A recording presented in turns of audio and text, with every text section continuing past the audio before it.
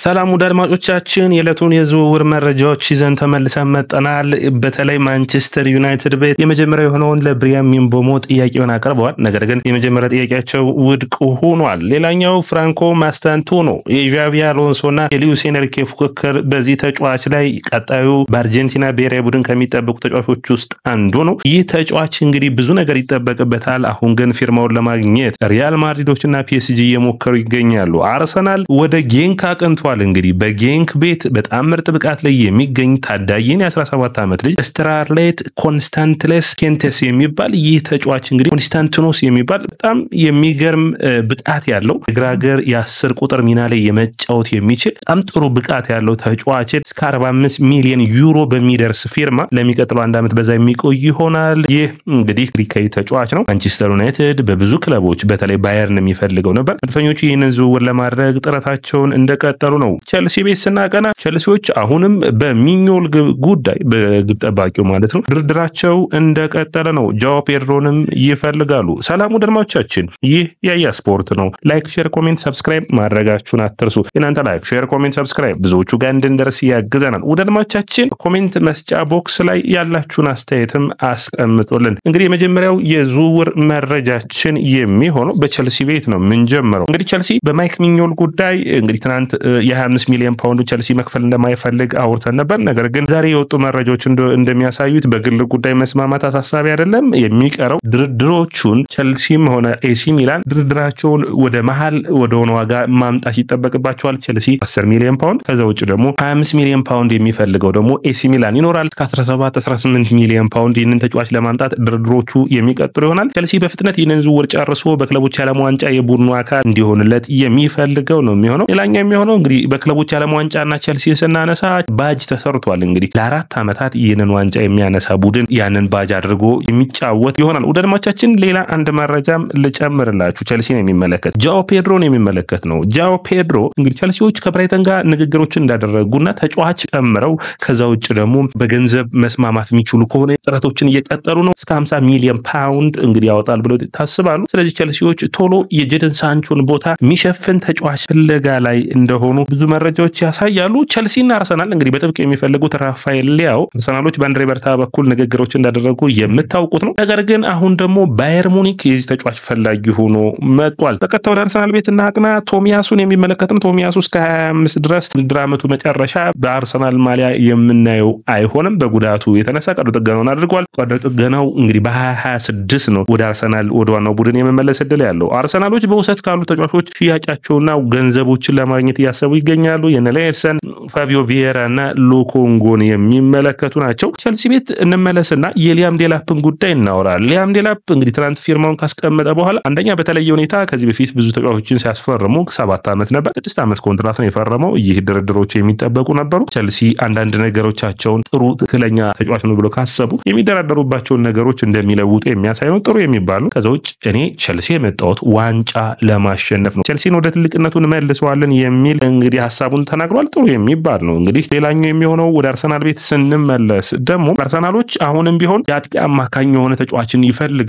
በተለይ ቀጣይ ኦዴጋርድን የሚተካ አይነት ሰው ያንን በሚመለከት ወደ ጌንክ እንግዲህ ክሪስ ዋትሊ የምታውቁት ጋዜጠኛ ነው። ይህ የዴይሊ ሜል ጋዜጠኛ በግልጽ እንደተናገረው ስታርሌት ኮንስታንቲነስ ካክተስን የሚባል ተጫዋችን 45 ሚሊዮን ዩሮ እንግዲህ መድፈኞቹ በአጠቃላይ ማለት የተጫዋቹ ብቃት እየታየ የሚጨመሩ ነው። 17 ዓመቱ ላይ ይገኛል። በ16 ዓመቱ ጀምሮ በጌንክ መጫወት ችሏል። ነገር ግን ይህንን ተጫዋች ለማስፈረም ማንቸስተር ዩናይትድ የሚፈልጋል። አርሰናሎች የመጀመሪያውን ንግግር አድርገዋል። እንግዲህ ዝውውሩ የሚጠናቀቅ ከሆነ በጌንክ የአንድ ዓመት ውል በዛው የሚቆይ ይሆናል። ሌላኛው የሚሆነው የአርሰናልን በሚመለከት አርሰናሎች የአጥቂ አማካኝን በሚመለከት ወይም ደግሞ የውድድር ዓመቱ ጥሩ ፐርፎርማንስ ያላቸውን ተጫዋቾች በተለይ የዚህ ተጫዋች ዝውውር ሌላኛው ታዳጊ በአርሰናል ቤት ያለውን አጥቂ አማካኝ ቦታ ይጫወታል ተብሎ የሚታሰበውን አርሰናሎች ማክስ ዳውንማን አላቸው እዚህ ቦታ ላይ። ሌላኛው የሚሆነው ደግሞ በጥሩ ፐርፎርማንስ ላይ የሚገኘው ኢታን ንዋነሪም አለ። ስለዚህ ፉክክሮቹ የሚጠበቁ ነው የሚሆኑት። ስለዚህ በሌሎች ቦታዎች ላይ ለምን የተሻለ ተጫዋችን ለማምጣት አያስቡም የሚሉም ተቃውሞዎች አሉ በእንደዚህ አይነት ዝውውሮች። አርሰናል አሁን ዛሬ ጥሩ ብቃት የሚያሳይ ተጫዋች ነው የሚያስፈልገው የሚል ነው። ሌላኛው መረጃችን ወደ አድማጮቻችን እንግዲህ ማንቸስተር ዩናይትድ ቤት እናቀናና ከላይ ጀምረን እንያቸው። እንግዲህ የማንቸስተር ዩናይትድ ባለስልጣኖች ጄሰን ዊልኮክስን አሁን በሙሉ ቋሚነት ሁኔታ ቴክኒካል ዳይሬክተርነት ወደ ስፖርቲንግ ዳይሬክተርነት ወስደዋል። እንግዲህ ማንቸስተር ዩናይትድ ዳና ሾርዝን ካሰናበተ በኋላ ያንን ቦታ ማን ይተካዋል የሚል ሐሳብ ነበር። ብዙ ሰዎችን ሞክሮ ነበር፣ ሉዊስ ካምፖስ፣ አንድሬ በርታ፣ ነገር ግን አልተሳካም። በመጨረሻ ግን እንግዲህ ጄሰን ዊልኮክስን ወደ ስፖርቲንግ ዳይሬክተር ሚና አምጥቶታል። ከዚህ በፊት የማንቸስተር ሲቲ አካዳሚዎች ኃላፊ ነበር። የሳውዛምፕተን ደግሞ ቴክኒካል ዳይሬክተርና ስፖርቲንግ ዳይሬክተር ሆኖ ያገለግል ነበር። ይህ ለማንቸስተር ዩናይትድ አስፈላጊ ይመስለኛል። ቡድን ውስጥ ያሉትን ልምዶች ካዩ በኋላ ተጫዋቾችን የማሳደግ ኃላፊነት ወይም ደግሞ በኃላፊነታቸውን መጨመር ጥሩ የሚባለው ከዚህ በፊት ለክሪስቶፈር ቪቬል በቅርብ ወራት አስፈርመው ለአጭር ጊዜ ነበር ያመጡት። አሁን ግን ሙሉ በሙሉ የቡድኑ የምልመላ ክፍል ኃላፊ ሆኖ እያገለገለ ይገኛል። ማንቸስተር ዩናይትድ ከሚለቃቸው ተጫዋቾች ውስጥ አንዱ የሆነው ኤሪክሰን በሬክሰም እየተፈለገ ይገኛል። ሬክሰም እንግዲህ ወደ ቻምፒዮንሺፑ እንዳደጉ ይታወቃል። እንግዲህ መቼ ወደ እንግሊዝ ፕሪሚየር ሊግ ይመጣሉ የሚጠበቅ ነው የሚሆነው። አርሰናሎች እንግዲህ በውድድር ዓመቱ ላይ ምርጥ ብቃት ያሳዩ ተጫዋቾቻቸውን እየመረጡ ይገኛሉ። ዛሬ ሶስተኛ ደረጃን ያጠናቀቀው ዴቪድ ራያ ሆኗል። የእንግሊዝ ፕሪሚየር ሊግ የወርቁን ጓንት ያሸነፈው ተጫዋች ሶስተኛ ሆኗል። እንግዲህ ጥሩ የሚባለው በውድድር ዓመቱ 13 ክሊንሺቶችን አስመዝግቧል። በተለይ በሁለተኛ የኳሶችን የመከላከል ብቃት ወይም ደግሞ የማስቀረት ብቃት በጣም አስደሳች ነበር። የኦሊ ዋትኪንስ ኳስ የሚታወስ ነው። የኒውካስትሉ ጨዋታ፣ የማንቸስተር ዩናይትድ የብሩኖ ፈርናንዴዝን ያስቀረበት ኳስ ጥሩ የነበሩ የሩቱጊው ፔናልቲ በአትላንታ ቤርጋሞ ድረስ ሄዶ አርሰናልን ጥሩና ውጤታማ ካደረጉ በውድድር ዓመቱ ጥሩ ፐርፎርማንስ ካሳዩ ተጫዋቾች ውስጥ አንዱ ነው። እንግዲህ ከነዚህ ውጭ እንግዲህ ጁሊያን ቲምበር የሚጠበቅ ነው። ዲክላን ራይስ የሚጠበቁ ይሆናሉ። እንግዲህ አንደኛና ሁለተኛው ነው የሚያጠናቀቁ። ማንቸስተር ዩናይትድ ጋር እንሂድ። ማንቸስተር ዩናይትድ እንግዲህ ድርድሮች ሂደቶችን በሚገባ ስራቸውን እየሰሩ ይገኛሉ። ማንቸስተር ዩናይትድ ብሪያን ምቤሞ ለማስፈረም የመጀመሪያ ያሉትን ጥያቄ 45 ሚሊዮን ፓውንድና የታየ የሚጨመር 10 ሚሊዮን ፓውንድ በቀጥታ አቀርበዋል። ነገር ግን ይህ ውድቅ ተደርጎባቸዋል። ያንን ተከትሎ እንግዲህ ቡድኑ ለሁለተኛ ጥያቄ ይዞ የሚመለስ ይሆናል። 70 ሚሊዮን ፓውንድ በላይ ነበር ብሬንፎርዶች የሚጠብቁት። አሁን ግን ብሬንፎርዶችም ከፍላጎታቸው ዝቅ ብለው ማንቸስተር ዩናይትድም ካላቸው ተቀረቡት ዋጋ ከፍ ብለው መስማማት የሚችሉት የብሬንፎርድ ዝቅተኛው የመስማማ በማቲያስ ኩኛ ሌብል ዋጋው እንዲመጣላቸው ይጠብቃሉ። ይህ ማለት ማንቸስተር ዩናይትድ በ125 ሚሊዮን ፓውንድ እንግሊዝ ፕሪሚየር ሊግ እንግዲህ 16 ጎልና 20 ጎሎች ያስቆጠሩትን ጥሩ የሆኑ ከዚህ በፊት በፈርጉሰን ስር የሚታወቁበት የነበሩት ፕሪሚየር ሊግ ፕሩቭን የሆኑ ተጫዋቾችን ማስፈረማቸው ነው። ይህ ለማንቸስተር ዩናይትድ በጣም ጥሩ ፊርማ ይሆናል ተብሎ የሚጠበቅ ነው። በደሞዝ ጉዳይ ሩበን አሞሪም ዩናይትድን አሁን ውጤታማ የሚሆኑ ተጫዋቾችን ማምጣት ያስባሉ። ጥሩ እድሜ ላይ ያሉ ፒካቸው ላይ ያሉ ናቸው። 25 ዓመታቸው ነው። ሁለቱም ጥሩ የሚባል ብቃትን ያሳያሉ። በተለይ ምቤሞ ምን ይለየዋል ካላችሁኝ በጣም የሚመሰከርለት በጣም ታታሪ ሰራተኛ መሆኑ ነው። ስለዚህ ይህ በጣም አስፈላጊ ነው። ለኔ ምቤሞ ከማቲያስ ኩኛ ሁሉ የተሻለ ዝውውር ነው ብዬ አስባለሁ። በምን ካላችሁ ለማንቸስተር ዩናይትድ አጨዋወት በጣም የተመረጠ ተጫዋች እንደሚሆን አስባለሁ። ሌላኛው የሚሆነው እንግዲህ ሊቨርፑል ቤት እናቀና። ሊቨርፑል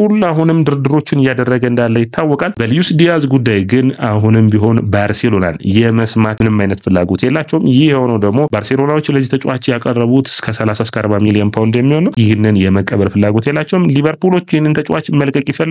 ነገር ግን ያልተጠበቀ ከፍተኛ ዋጋ እንጂ በፍጥነት ተጫዋቹን የመልቀቅ ፍላጎት የላቸውም። እስከ 70-80 ሚሊዮን ፓውንድ የሚቀርብ ከሆነ በተለይ አልናስር የዚህ ተጫዋች ፈላጊ ነው። ስለዚህ አልናስር ያንን ያክል ገንዘብ የሚያመጣ ከሆነ ግን ለመልቀቅ ፍላጎት አላቸው። እንግዲህ ይህ ተጫዋች ጥሩ ብቃቱን እንዳለው ይታወቃል። ጥሩ ፐርፎርማንስ እንዳለው ይታወቃል። አልናስር ለክርስቲያኖ ሮናልዶ ለማሳመን የተሻለ ቡድን መገንባት ላይ አተኩሮ እየሰሩ ይገኛሉ። ስለዚህ አንዱ የሚጠበቅ ነው የሚሆነው። እንግዲህ ሌሎች አጫጭር የዝውውር መረጃዎችን ልንገራችሁ።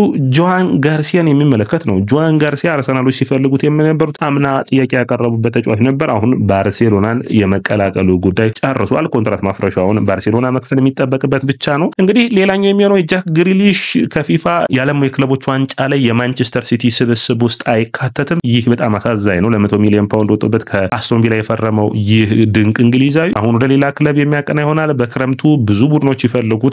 አንዱ ኒውካስትል ነው። ወደዛ የሚያቀና ከሆነ ከኤዲያው ጋር ጥሩ ጥምረትን የመፍጠር እድል ይኖራቸዋል። ሌላኛው መረጃ የሚሆነው ሲሞኔ ኢንዛጊ 54 ሚሊዮን ፓውንድ እንግዲህ እንደተቀበለና የ2 ዓመት ኮንትራቱ የሚያገኝ ይሆናል። አልሃሊን ይዞ የሚመራ ይሆናል። ነገር ግን በአልሃሊ አሰልጣኝነቱ ቪክተር ኦሲሜን ለማስፈረም ጥረቶችን እያደረገ ይገኛል። የመጀመሪያ ያቀረቡለት ደግሞ 30 ሚሊዮን ፓውንድ ነው። ነገር ግን የኦሲሜ ጥያቄ በጣም ከፍተኛ ሆኖ ተገኝቷል። ድርድሮቹ እየቀጠሉ ነው የሚገኙት።